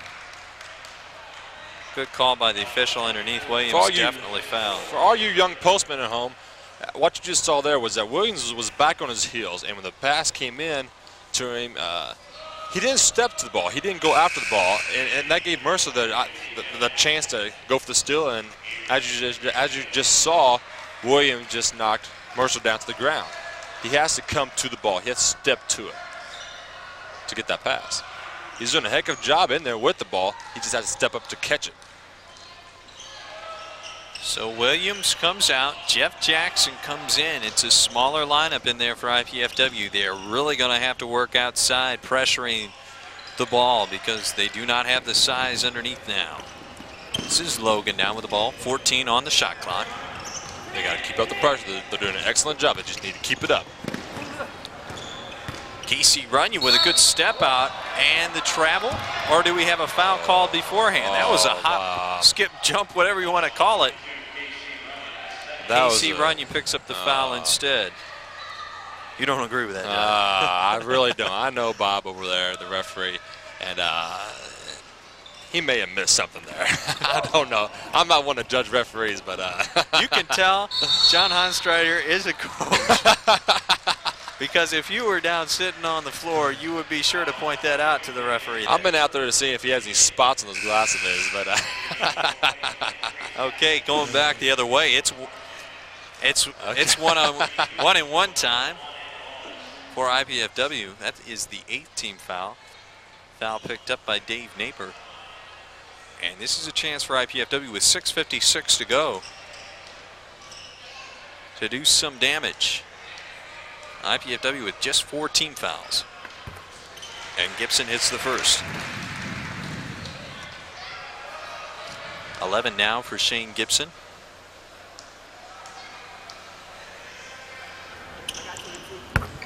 Make it 12, and it's a 62-61 IPFW lead. Scott Simmons, as we mentioned, back in the contest. Leading scorer for IPFW, 17, had 2 quick buckets to start the second half, has been silent since. Like the matchup of Jeff Jackson in there on the point, pressuring the ball. Logan can't get the inside bucket to fall. Mercer, Simmons with the good reach in. Jackson now, is he going to give it up? Does. Bullard with a great play, and no! Coming back the other way, great charge taken by Sean McGee. Boy, I'd like to see that one more time. I thought Bullard made a great stab at that ball. Jackson a little bit out of control. Looked like Land went up for the shot, and looked like McGee was right there, and he took a good. He had a good take. From that look, from that angle, I'd have to agree with the call there. Yep, I believe McGee was in position. It was just great hustle on both teams there. Land had a great tip out to Jeff Jackson. Jeff rewarded the guy who played defense, got the steal, and McGee just got there in time. It was a great hustle by both teams. Bullard has to come out. That's team foul number 4. IPFW sitting with a 1-point lead, same as at halftime. Mercer and Simmons could have corralled that ball, but he thought it was off a Bellarmine player. So Bellarmine still has possession with 19 seconds to go. With Bullard and Williams both with 4 fouls, this is a crucial time for IPFW. They really need to play some hard defense here, get some big rebounds. And a blocking foul called on Dave Neighbor. We're going to have 1-and-1 down at the other end. IPFW has to. That must be the 4th or 5th blocking call Bellarmine has had. They just aren't set. The time you see did give a hip to Smithy. As you saw, yeah, Jeff Smith went down pretty hard, and Bellarmine's just what they're really doing is that they're just leaning into the picks as the IPFW players going by, as in trying to make sure they get a good pick there, and they're getting caught for it. Well, IPFW is going to have to make it from the free throw line. They're 65% shooting team, certainly nothing to write home about. Smithy, however, connects. He is 5 of 5 from the line. If there's one guy you want to foul, it's Jeff Smithy. That's correct. Gets them both to fall. Smithy now with 15 points in the contest. And he shoots free throws at a 77% clip. It's a 3-point lead, IPFW 64-61. Inside Runyon with a foul on the back. Head to hand. Non-shooting affair. It's team foul number 6. Third on Runyon. Right now, IPFW needs to really maintain the defensive pressure here. Let the clock wind down a little more. They got a 3-point lead. Inside, Mercer has been silent the second half until now. First bucket for him. He had 13 to lead all scorers for Bellarmine at halftime. Scott Simmons had 13 as well. First bucket in the second half. There's where the foul problem comes in for IPFW. There, Jermaine Williams playing a heck of a game in the post. Him with the fouls has turned Shane Gibson into a postman. And bad news there, Jeff Smithy going down in the land of the Giants. Trying to work a board, flipped an ankle, landed on another player's foot. He's hurting. He is really hurting. And John, you know, if you play in the game, when you twist an ankle, there's nothing quite like it. Yeah, last year in a game against Goshen, I came down on an ankle and got a major second-degree sprain, which put me out for about 4 to 6 weeks. I know what that feels like right now. Right now, he's feeling nothing but pain. Mike Gale, the great trainer there, and Ron Clark, his assistant, they're trying to calm him down, trying to figure out what the problem is. Jeff's having a heck of a game. We're really going to miss him. 15 points for Smithy. 9 in the second half. That may be a career high or a season high for him. See if we can pick it up here. He just landed. Ooh. You see there, he was coming down. He landed on Greenwell, number 20. Or the ankle just rolled outwards, too. Terry Highland, rather. That hurts. Boy, that hurts.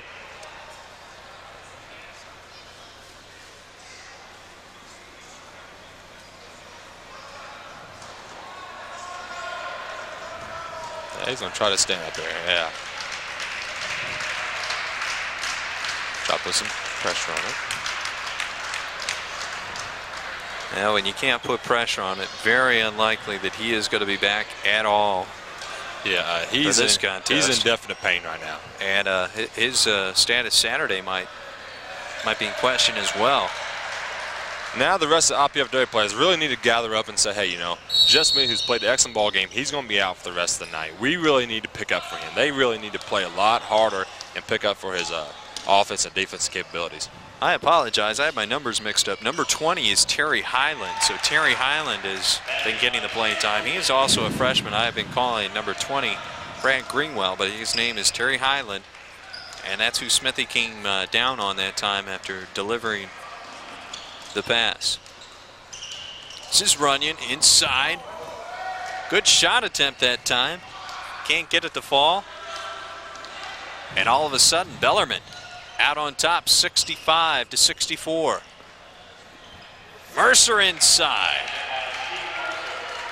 I'm surprised IPFW hadn't picked up on his only move that he's taken, which is he's making a drop step with the left hand to the middle of the lane. I'm surprised that the post players hadn't realized that. And played that position. Well, it's a 67-64 lead for Bellarmine. We're going to take a timeout with 4:36 to go and be right back after this short break.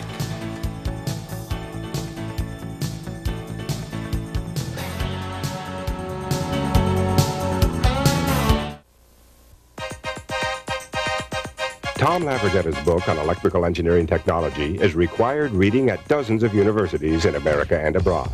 At IPFW, students learn from the expert who wrote the book. Being a successful scholar and teacher isn't unusual at IPFW. To find out for yourself, you could check out the faculty's books. Even better, check out their classes. Call admissions today to learn how you can become a student at IPFW, where experts teach.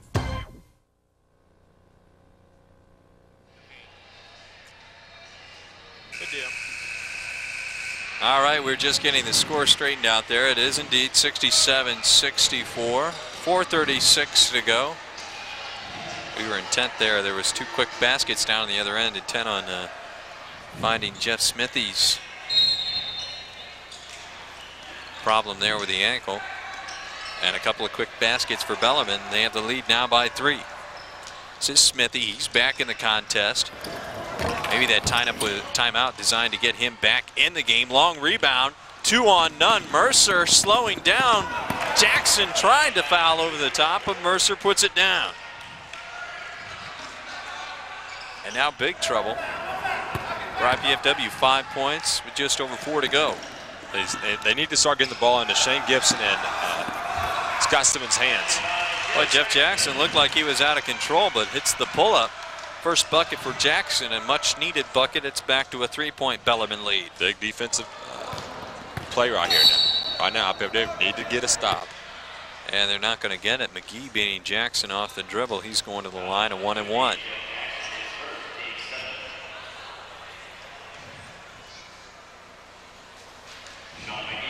Well, on the IPFW end, John, I mean, when you bring the ball down the court, what are your options? What would be your first option down the floor for IPFW?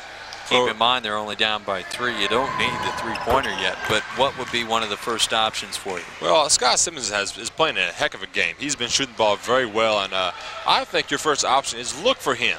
And if he's being defended very well, you got to get the ball inside Jermaine. He's been doing a heck of a job. And then again, when you got Phillips guarding Shane Gibson, it wouldn't be that bad of an idea for Shane to get inside and try to get Shane the ball.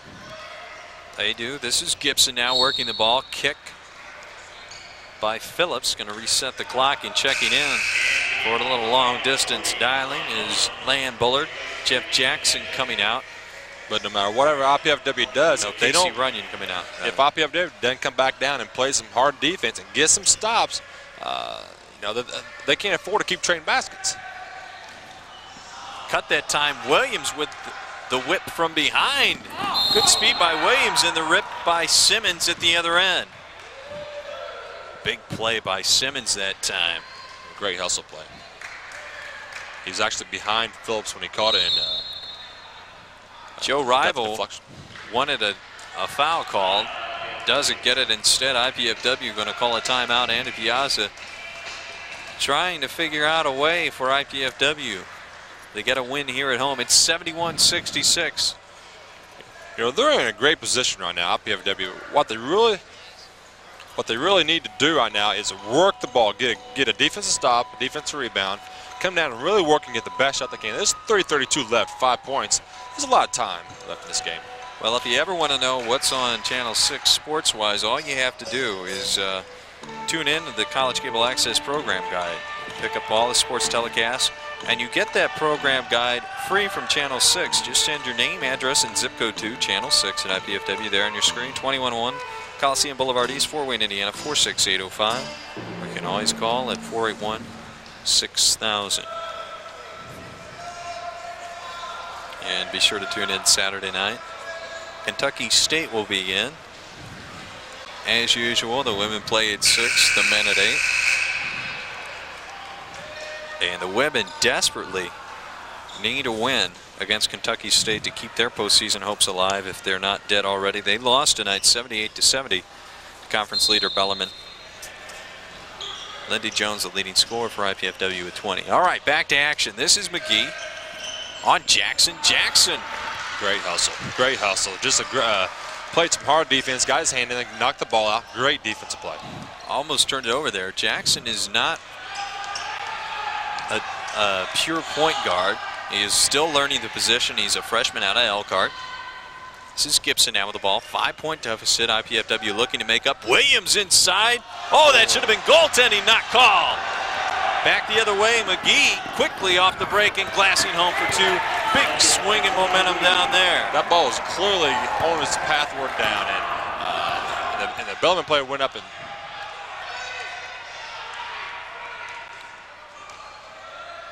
So it is 73-66 rather. Bullard with a pull-up from 17, missing badly, rebounded out of there by Phillips. And now Bellarmine going to take some air out of the ball. Gayona, 2 to get it over the timeline. He does. You want to talk about a momentum shifter there. IPFW, which will look like is going to be a good bucket. Got a block. Bellarmine's come down and scored. Now Lamb pulled up for a bad J. And, you know, Bellarmine with a 7-point lead and with the ball. And we're just working the clock down. Almost 2 minutes remaining. Only 8 on the shot clock. Inside Logan to Mercer. Williams has to stand his ground. He has 4 fouls and does. A 4-point swing. It could have been a 3-point ball game. Should have been. Instead, it's 7 points. And Jackson drawing the foul at the other end.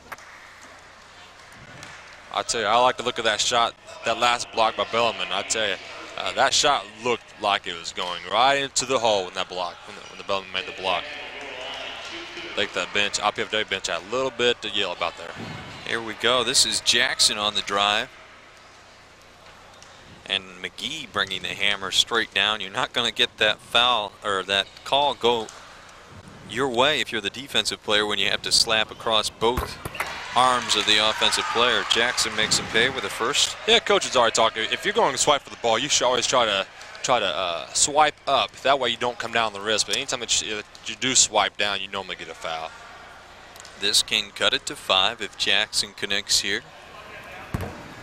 He misses. Rebounded out of there by Shannon Logan. It's a 6-point game, 1:52 to go.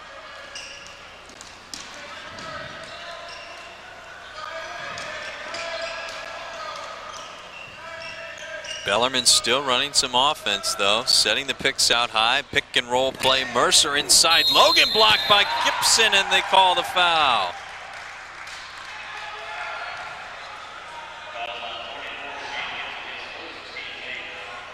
First team foul on Gibson. It will be a 2-shot affair. The second look at it. Gibson caught a little bit of the wrist. Depends on your definition of shooting hand, I guess. Some people don't call it. I mean, if you ever catch the hand, it's almost always called. It's not part of the ball. And that seemed to be the only contact on that play. However, Logan misses the first.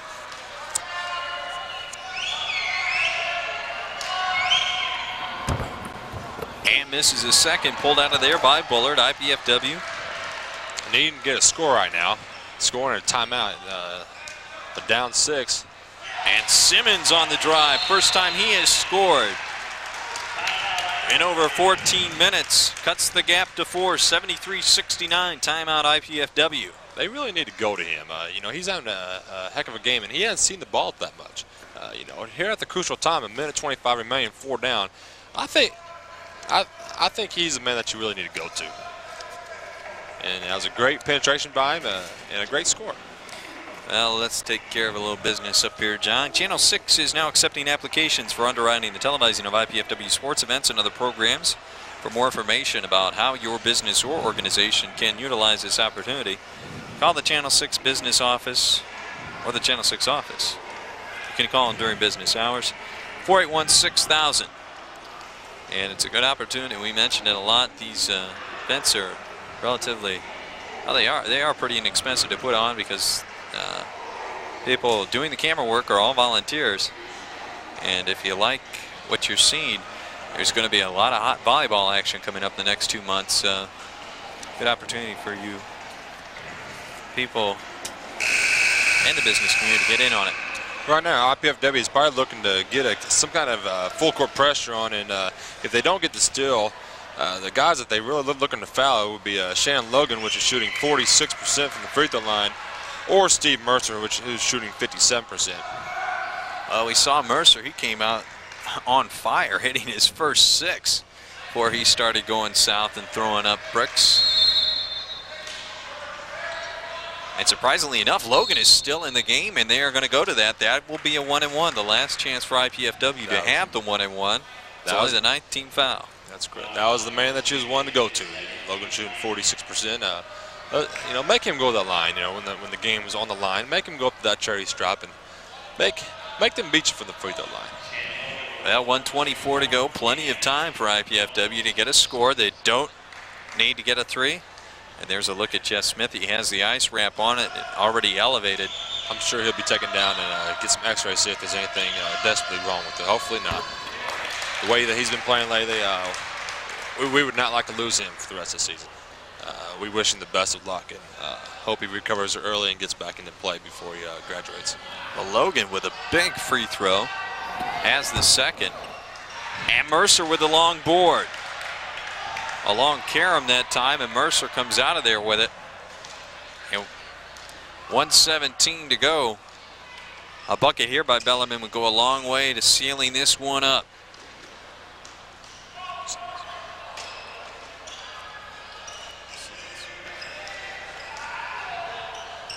Inside, Phillips with a pullback, can't get it to go. Logan fouled, we'll have 2.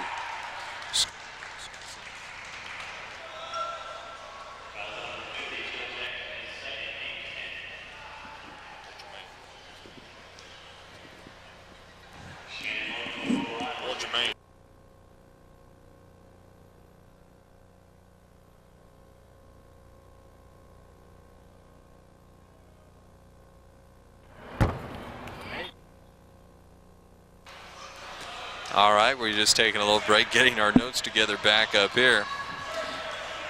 Logan has one more. Well, he gets 4 free throw attempts to make 2. And it looks like Phillips was in the lane early. Right there, IPFW needed the last, when Phillips missed that second free throw a while ago, they needed that rebound. When they didn't get it, Phillips with the line hit. And now did 2 more, put them up 6. And now you're in no position, if you're an IPFW, to start looking for 2 points. You need them from behind the arc here on in. 40 seconds to go, 6-point lead for Bellarmine. IPFW has to foul. I don't think IPFW has. And McGee with a walk that time. Jackson was trying to foul McGee, and McGee just shuffled the feet instead to get away from the hands. Things turned out kind of fortunate for IPFW right there. It looked like, being down 6 with, less than 40 seconds to go in the game, you're looking to get a foul and put them at the line.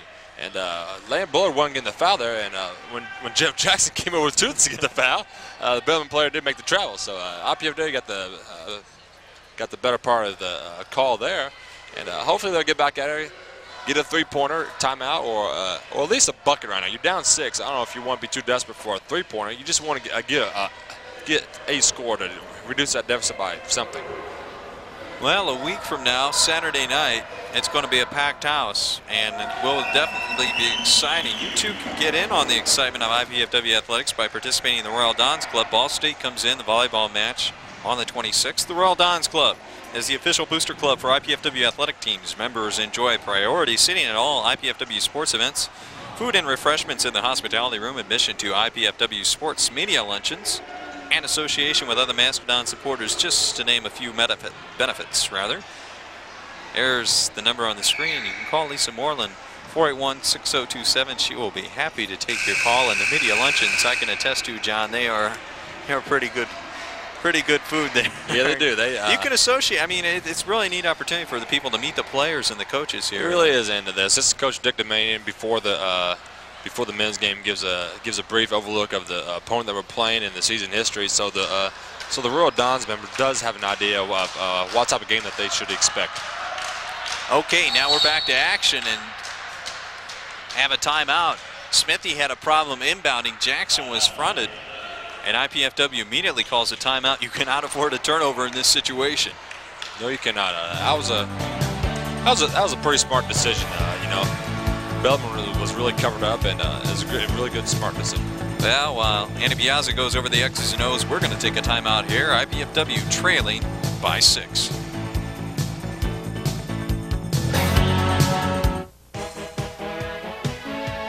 Jobs. It's top priority with many Hoosiers today. Good jobs with good futures. That's what Ivy Tech in Fort Wayne specializes in, training good people for good jobs. The skilled jobs Indiana's future needs. Ivy Tech, what Indiana needs to grow. Call for enrollment information. Well, there you see the chalkboard. And I guess I really like Jeff Smithy a lot because I've been calling his name. It's Scott Simmons. I'm the Chuck Marlowe School of Broadcasting here. John, you should tell me these things. We wouldn't mind if Simmons hits from the outside like Smithy has been hitting the whole game, though. Smithy with 3 3-pointers. Well, unless I'm mistaken, he has not missed from out there. Oh, yeah, and he's really been doing he had an excellent game, and it's just too bad that he did hurt his ankle earlier. Right now, IPFW does need to get a score. They really do. And they need to get a big score and a timeout. Setting the pick on the outside. And Simmons ripped going up.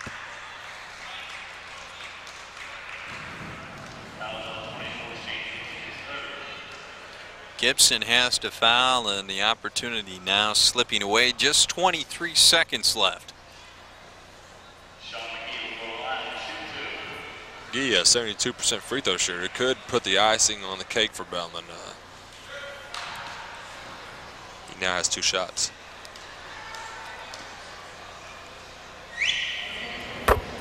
And he hits the first, and that one really hurts because now it's a 3-possession game for IPFW. And to get up and down the floor a couple times in that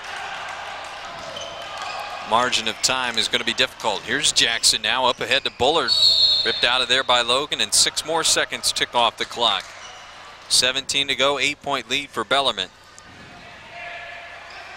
Scott Simmons to trigger. Gibson trying to free himself along the baseline and thrown away by Jackson. Jackson saw Jermaine underneath the basket. Jermaine was trying to set a back pick for Shane Gibson, but Jermaine's man just completely left him. So Jackson was hoping that Jermaine would turn around and catch a ball for a wide open layup, but Jermaine wasn't looking.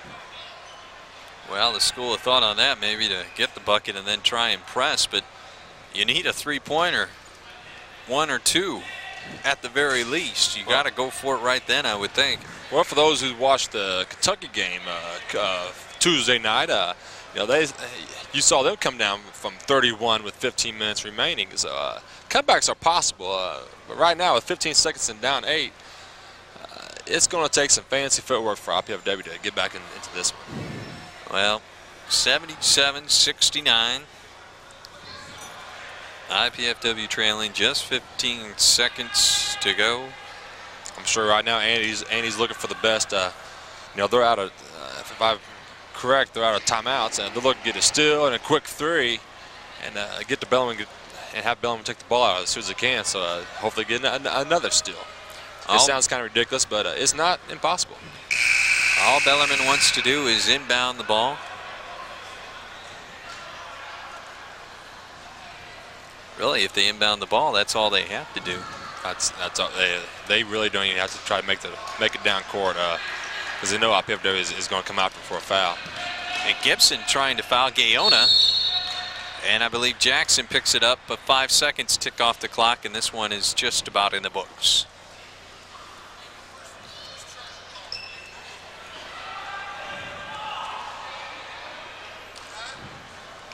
Gaona going to the line tonight. He has 8 points. You see the foul there, but the man who did the damage, Shannon Phillips, 12 straight points for Bellarmine. IPFW was up by 8 at one point in the second half early, and Phillips kept them in it single-handedly. 12 straight points. He really took Bellarmine on his shoulders and said, hey, my other guys are struggling. I'm going to pick it up, and I'm going to start playing well. And, he's averaging 16 points a game, and he did a heck of a job. And that's going to wrap at 79-71, your final score. Bellarmine moving to 500 on the season, 11-11. Great effort by IPFW. Some costly mistakes. Jess Smith, who was playing a heck of a game, had 15 points there. That may have hurt him a little bit, mentally, and that with the absence of Smith, he went down on a pretty bad twisted ankle. We wish him the best luck so he could get back out on the court. He's a senior, so we'd like to see him back out before the season's over with. Now, as both teams head to the locker room, there is your final 79-71. See if we can talk with Scott Simmons. He was the leading scorer for IPFW with 21 points. We're going to take a timeout right now and be back after these short messages.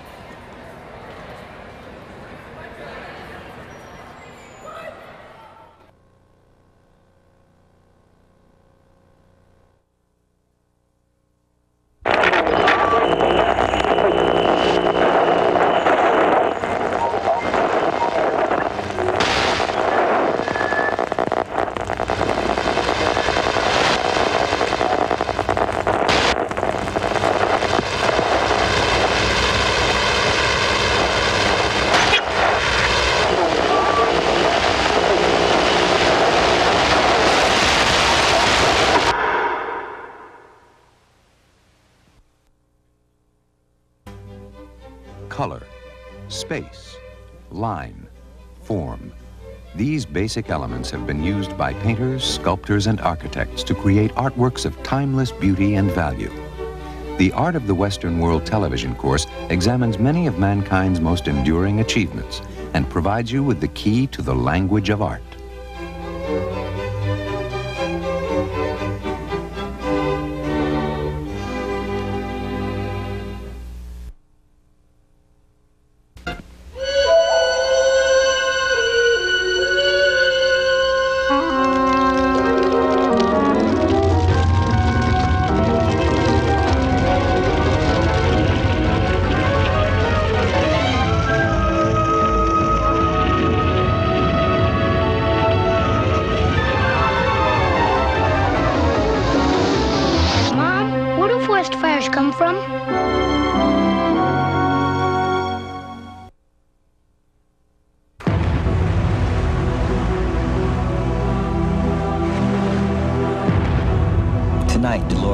few drinks, did some crack, and ended up another tragic story. Only she doesn't know it yet. Drugs make you forget. And if you forget how risky sex can be, you could catch the AIDS virus and not know it for months, even years. AIDS, another way drugs can kill. She is one of America's toughest drug enforcement agents. Last year, she helped convict 90 drug dealers, seize several tons of crack and marijuana, and close down 10 major drug operations.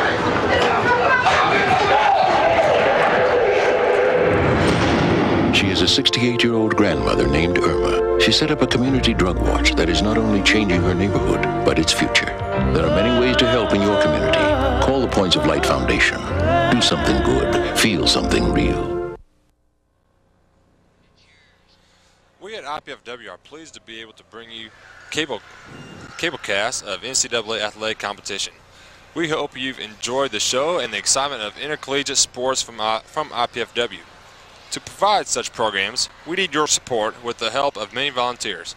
We are able to produce these programs at a relatively low cost. Your contribution will help defray the production costs not covered by the Channel 6 budget. The College Cable Access Center invites you to invest in quality college programming by sending your contribution to the Cable 6 at IPFW, 2101 Coliseum Boulevard East, Fort Wayne, Indiana, 46805. We'd like to take this time to thank the Channel 6, Cable 6 volunteer crew and the Learning Resource Center at IPFW for their contributions to the live production of our basketball games this evening. The telecast of this IPFW sports event is copyrighted in the sole property of the College Cable Access Center and IPFW. Unauthorized duplication, exhibition, retransmission, rebroadcast, or other use of this event without express written consent is strictly prohibited. Don't forget to tune in to Channel 6 Saturday evening, February 19th at 6 and 8 o'clock to see the Kentucky State University basketball team take on IPFW.